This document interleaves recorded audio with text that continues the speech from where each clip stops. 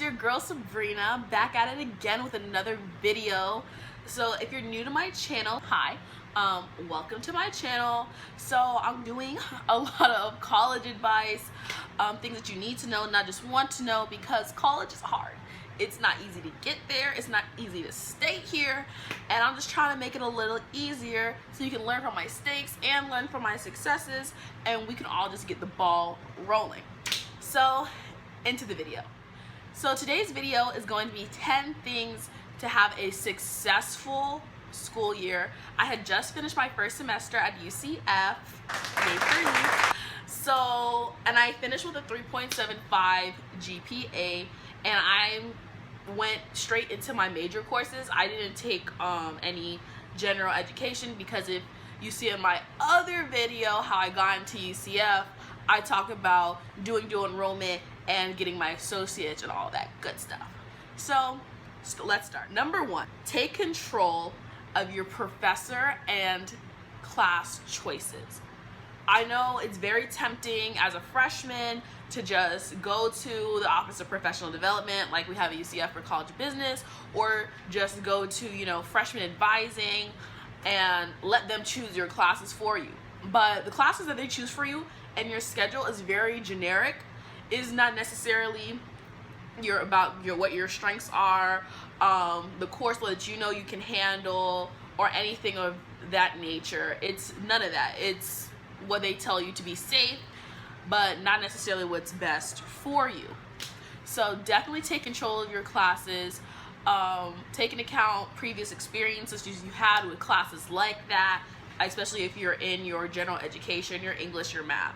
If you are not a math person, don't go take like 3-4 math classes because you want to finish. It's a marathon, not a race. And take control of your professors. Don't just go into your portal for registration and pick the class and don't look at who the professor is. A professor can change the course of your whole entire school year, semester. Pick a good professor. Go on ratemyprofessor.com. That is RATE, myprofessor.com, and search your professor's name. Search every single professor's name. It is not for the lazy and it is not for the weak. You need to research your professors. Rate My Professor will give you reviews of students who have actually taken the class. Sometimes they tell you like what the class has, like what they do, what kind of assignments they have, how hard of a grader that person is. Like, no plug to Rate My Professor, but it's a staple since I started doing enrollment in high school freshman year, and I'm still using it to this day, and I'm telling you, it's accurate as hell. No one can tell you more about a class than a person who's already taken it. But with that, have discernment by the reviews that you read, because like you can taste, you can smell the bitterness off of certain comments, and then it tells you like the grade, you know what I'm saying? So the person in that corner who had like an F-, and they said, oh, they were a trash professor, they didn't even give enough extra credit, no, because an F, sis, and it was like English 101,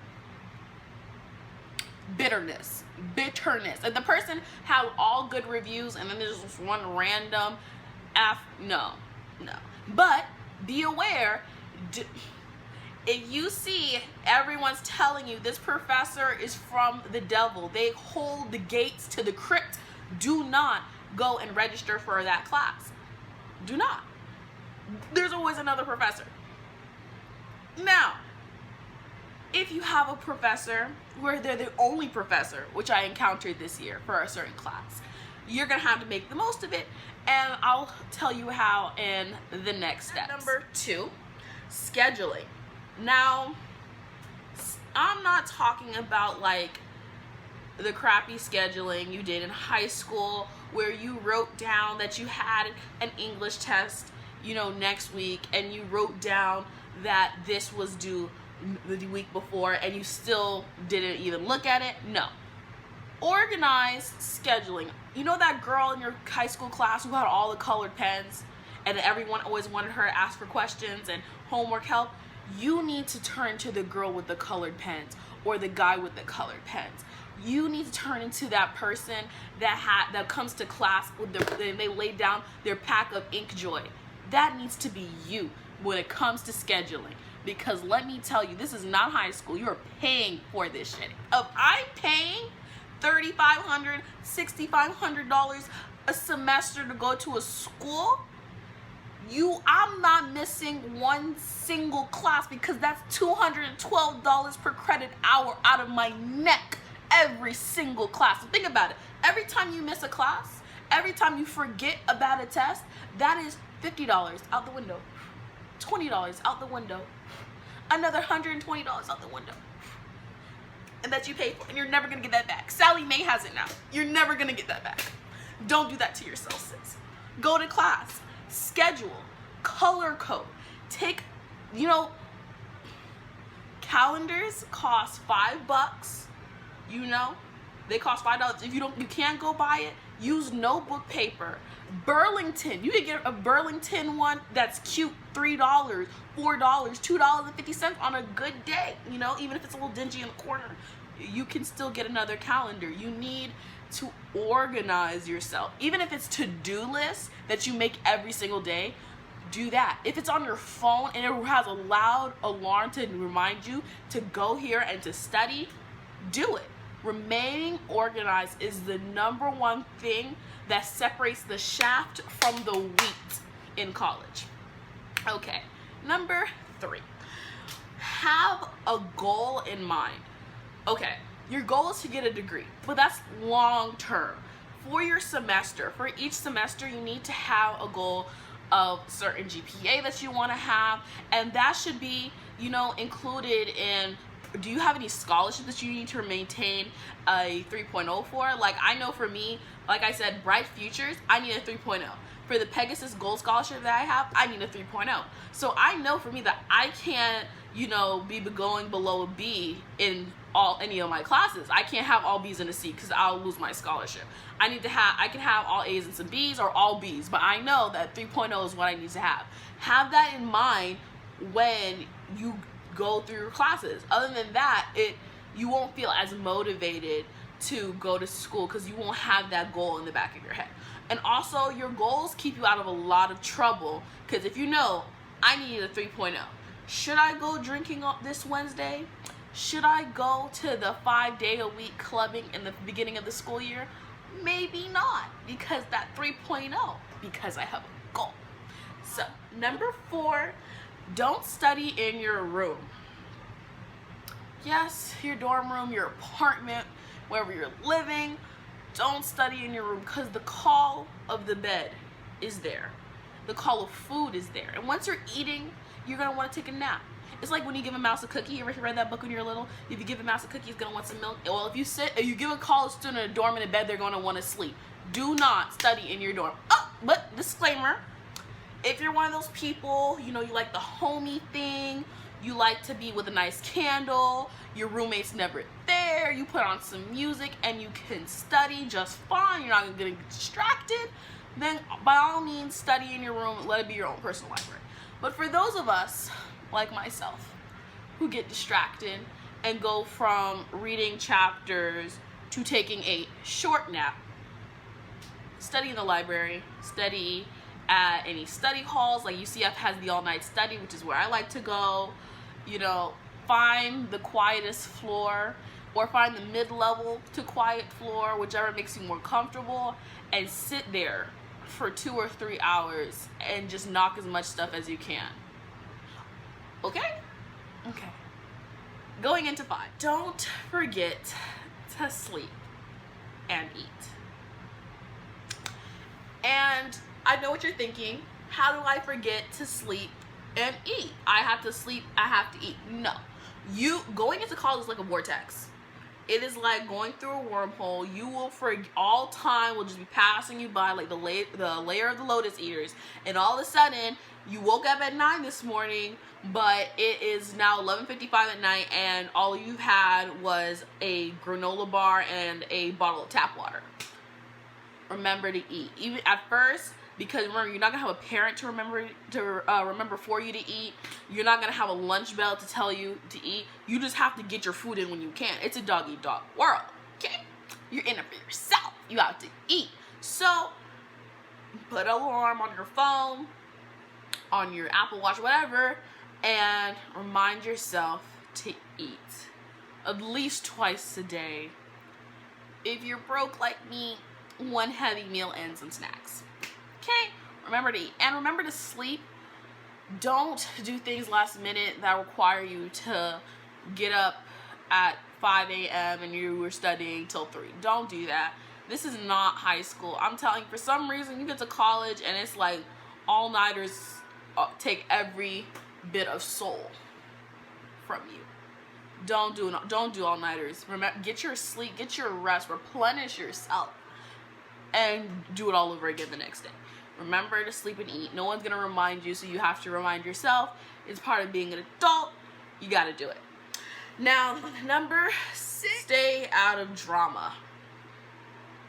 Easier said than done, but stay out of drama. You know, some things are none of your business. It's none of your business, none of your business. Certain things are none of your business. Twitter is only going to be here for matter for so long. You know, Instagram beef only matters for so long. You know, that organization you just joined, you're only going to be here for 4 years. Don't stress yourself out over someone's cousins, sisters, brothers, friends, sisters, moms, bull susu. Don't do it. Don't get involved in drama. You're here at college for yourself. None of the people at your university or college are paying for you to go to college. None of them are paying for your classes. None of them are taking your classes for you. None of them are taking your exams. None of them are flipping the bill for your apartment. None of them are flipping the bill for your food. Not one of these people who you have beef with are cutting you a check. Therefore, they're automatically irrelevant to whatever drama that you have with them. Dead it. Because you really come to realization, it all comes down to dollars and cents and credit hours. If you don't have any bearing over any of those, whatever you gotta say really does not register in the mind. It doesn't. So stay out of drama. If you're in drama, you're not in your books. If you're not in your books, then you're wasting your money. So move on. Now, kind of into drama brings us to number 7. Stay out of and away from academic leeching and academic leeches. Now, what is an academic leech? An academic leech is someone that you know from a class. I mean, you never see this person in class. You saw them once or twice. They sat next to you, and all of a sudden, now they have your number. Now you're in a group chat with them, and they're calling you morning, noon, and night in the wee hours of the night, in the dark of the night, to ask you if you have them answers. You don't want that. Stay away from academic leeches, you know, because that takes a lot of energy. You're not a tutor, you're not a professor, you're not a TA. Now, study buddies, that's one thing, and we're going to talk about that later. But an academic leech never puts anything into the conversation. They never got a solution for you when you need homework help. It's always thanks, and they're out. Don't do that. And don't be an academic leech. Okay? Do your own work. If you need help, go seek it. But don't be an academic leech. Don't be that person that asks for answers at 11:54. Don't do that. Okay. Next us to number 8. Find a study buddy. So, study buddies are really important. Contrary to popular belief of the introverts like myself, you cannot do college 100% alone. I know all of my introverted people like to believe otherwise, but doing college alone makes the whole process way harder than it needs to be. Definitely, you know, talk to whoever talks to you first, you know, in passing. Maybe people in the class group chats, because there's always a class group chat. Anyone who just you meet, talk to them, get to know them, and make a study or ask to meet at Starbucks or whatever you have at your university, and just bounce answers off of each other. You need a study buddy, okay? Going into number 9, Put time for self-maintenance. Self-maintenance means take a shower, wash your hair, take the crust out of your eyes, wear a different sweater than the sweater you've been wearing for the last 5 days, because it happens. We're all guilty. Okay, we're all guilty. You know, do a face mask, do something, but you have to take care of yourself. Take time to de-stress, you know, time away from the homework to just care about you, so you can not go around looking like a ghost in sweatpants for the rest of the semester. Take time to care for yourself. Next one, number 10. Number 10 is probably one of the most important out of all of these. Know your limits. Know what you can and cannot do. There is no problem in telling somebody no. There's no problem in telling someone I have an exam. You're in college. There's no social pressure for you to do crap, because at the end of the day, like I said before, no one's paying your tuition, so you could do what you want. Know it should be a best friend. Know when you can't go partying this weekend because you have an exam on Monday. Know when the class is too much. It is okay to change your major. It is okay to drop a class or withdraw from a class. It is okay to realize that whatever you're studying, or you can't handle a minor and you just want to focus on your major, that's fine. But know your limits and act on those limits before it screws you over. Barely anybody keeps the same major, especially if it wasn't like, you know, well rehearsed, or sometimes it was something you did because your parents wanted you to do it and not because you liked it. Definitely know who you are. Find that time to know who you are, what you can and cannot do. Do not try to force a, you know, square peg into a circle hole. Don't do that. Don't do that. Okay? Now, I have a couple of honorable mentions for you to think of as well. Honorable mention number 1, watch the lectures. Oh, and by the way, guys, you see I'm looking down. I have my notes down here, so yeah, my notes are down here. But watch your lectures. College these days is very different from how your parents probably described it. Even some of you, if you have really older siblings, how they described it. A lot of classes are on lecture capture, which means that the professor will take a video, probably in a summer class that they taught in person, or in a room or whatever, recording room, and they'll take a video of the lectures, and you don't have to go to class. And it's not necessarily virtual, but a virtual class, but you will watch the lectures and then you go to class and you discuss it. A lot of classes are like that. So watch your lectures. I know it's tempting not to because no one's looking at you, and technically you don't have to watch the lectures, but your test, your homework, your quizzes, your class discussion is going to be based off of the lectures. So be an adult about it and watch them. Take time. You could just listen to them and put in your headphones in and walk around and do what you need to do, but make sure you're watching and you're listening to the material so you're not dumbfounded on tests. Because let me tell you something,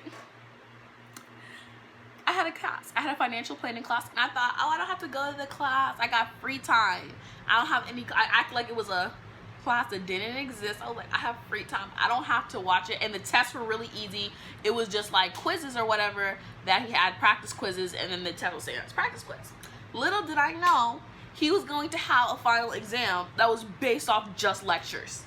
The whole final exam, just lectures. It took me like 10 hours. I started from the early morning till the afternoon to watch all the 2-hour and 42-minute lectures, go through all of the PowerPoints just so I could take the exam. Don't be like me. Be better. Growth. Have growth. And my last honorable mention is take your own notes. And I know you're thinking like, oh, if I'm not taking my notes, whose notes am I taking? People get notes from other people, from people who already took the class. People download and pay for notes online. People do a lot of things, sell their notes for a class on Craigslist. Don't do it.